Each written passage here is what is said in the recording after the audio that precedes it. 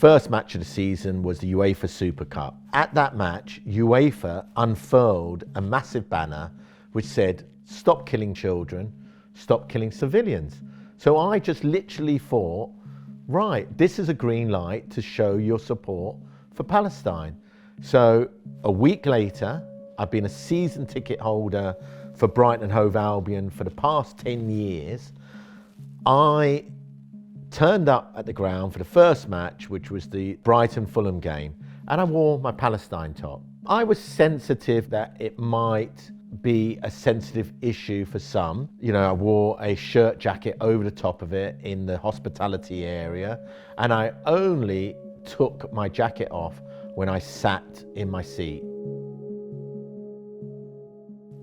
At half time, I got up from my seat and I again buttoned up my jacket, went back to my hospitality area, and the minute that I went back to my hospitality area, literally I had Brighton security come up to me, approached me, and I heard them say on their walkie-talkie, "We've identified the person, we are now escorting him outside." And they came up to me and said, "Do you mind coming outside? We want to talk to you." I said, "Why?" They said, we wanted to go outside because of your Palestine shirt." I then started filming them and saying, "Why do you want me to go outside?" And at that moment, when I started filming them, they wouldn't mention anything about my Palestine shirt.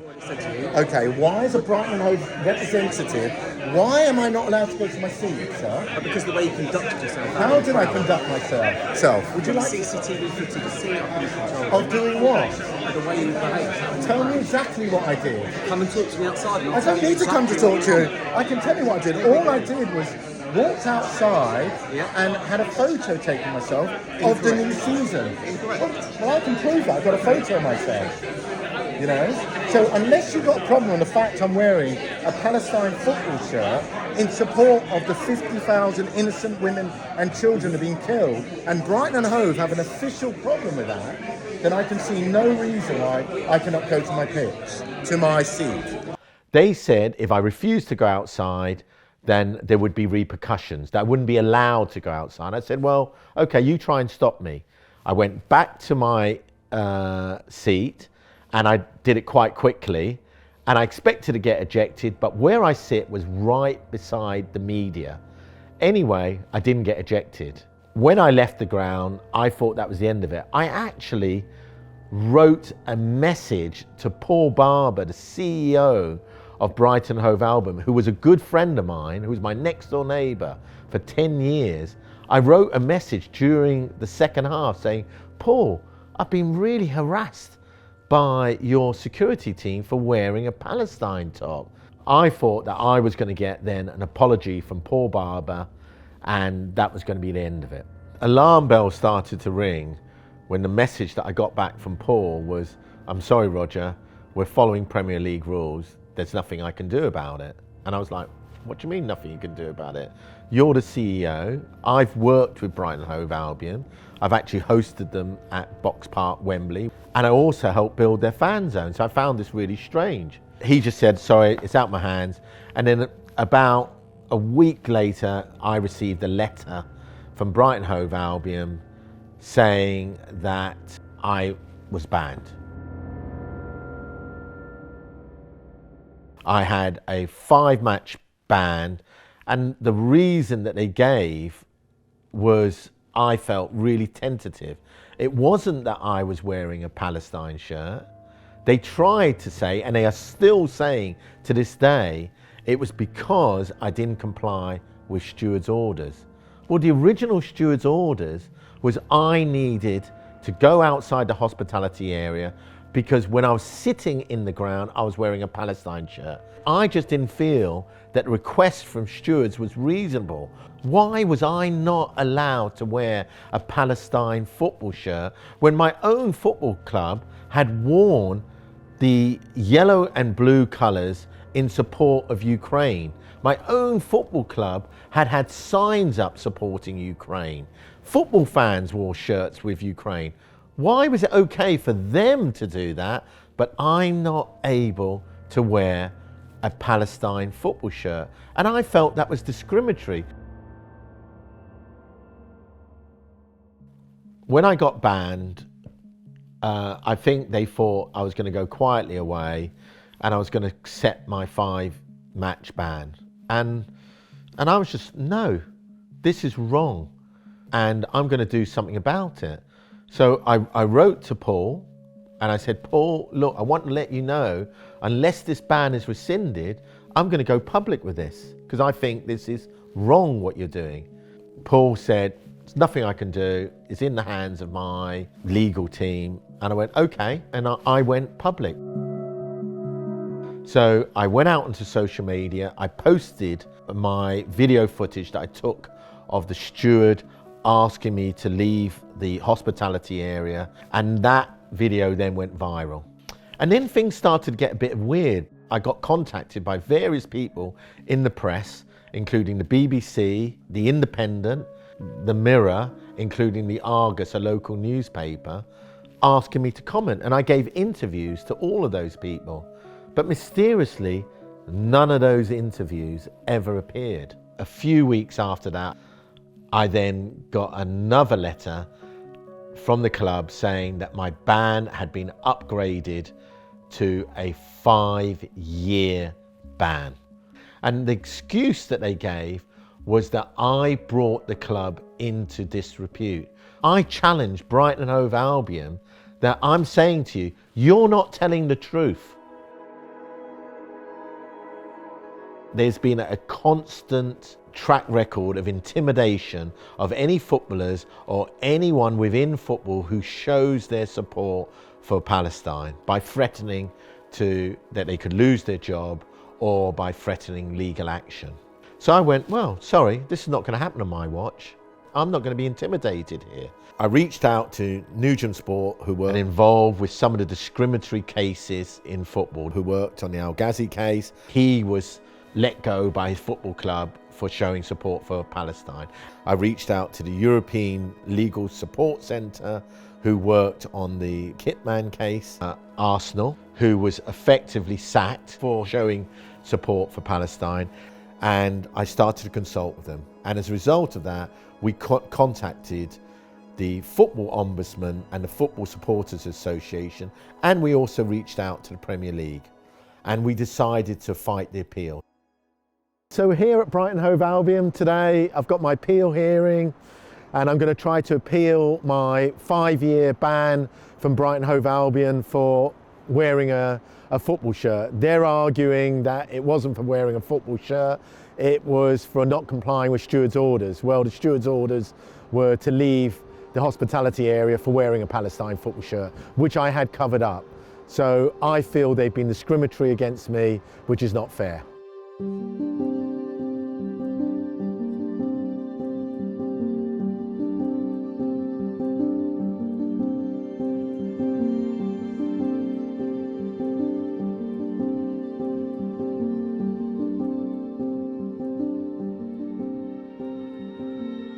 I've just finished my 2-hour appeal hearing at Brighton Hove Albion against my 5-match and then my subsequent 5-year ban. It went well. During the appeal, they showed the body-worn footage, and in the body-worn footage, it clearly says, the steward said they wanted to talk to me for wearing my shirt. It started off the appeal with them showing me the CCTV, their body-worn footage, and I was shocked. I was in shock and awe because it clearly showed on the body-worn camera that I was being asked to leave the hospitality area and go outside because of the Palestine top. Now, the whole basis of the 5-year ban was that I'd said something apparently was not correct. Well, that footage proved it was correct. So for me, it was an open and shut case. Me and Ebbs from Nugent Sport left there, went, wow, that went really well. There's no way that they could turn down my appeal. Clearly that CCTV supports everything I was saying.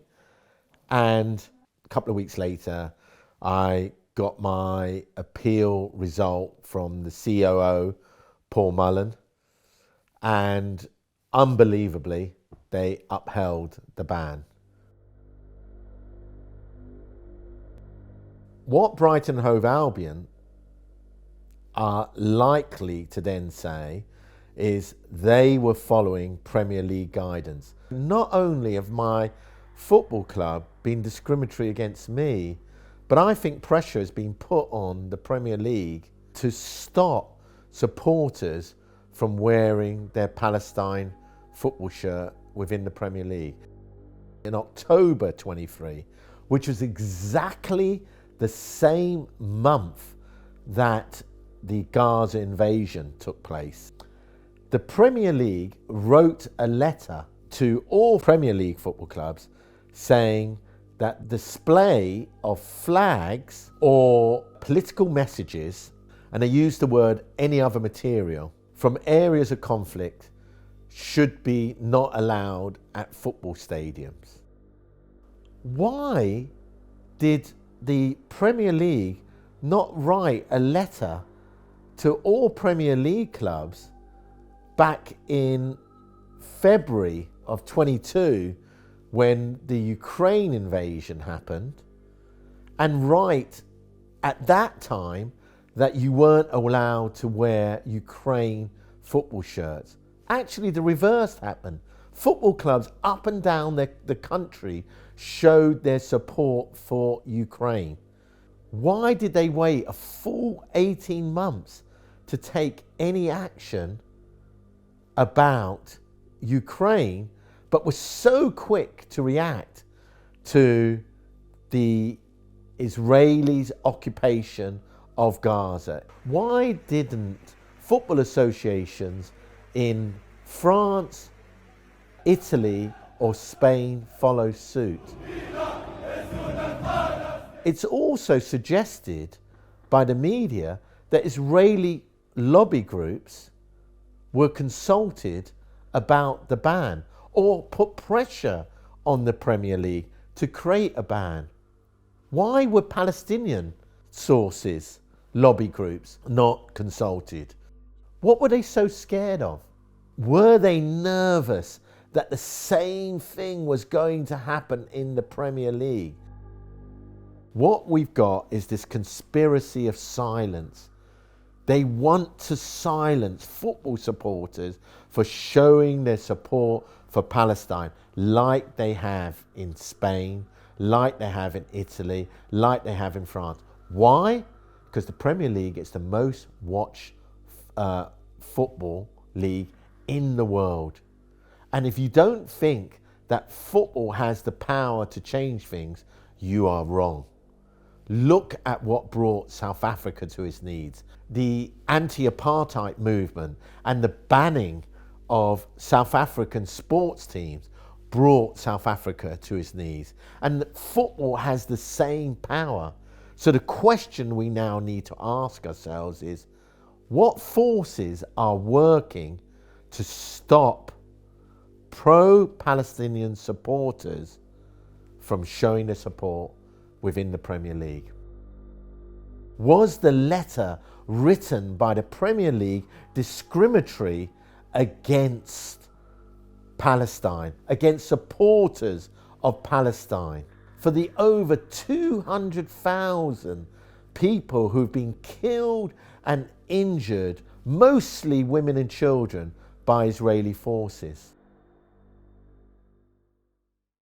One of the questions I've got for the football club is, why is Tom Mohammed, an Israeli ex-footballer, still employed by the club as a coach stroke mentor when he has on social media described all Palestinians as animals that deserve to die? We're talking about children here. And when 800 fans wrote a letter to the football club, sponsored by Seagulls Against Apartheid, and wanted an explanation why he was still employed by Brighton Hove Albion, and my understanding is the FA also wrote a letter to Brighton Hove Albion, why did the club take no action?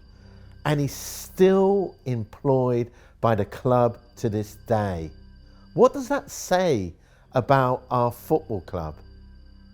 Does it say that actually we are pro-Israel, we are pro-hate speech, yeah, and we're anti-Palestine? He should have been convicted for hate speech.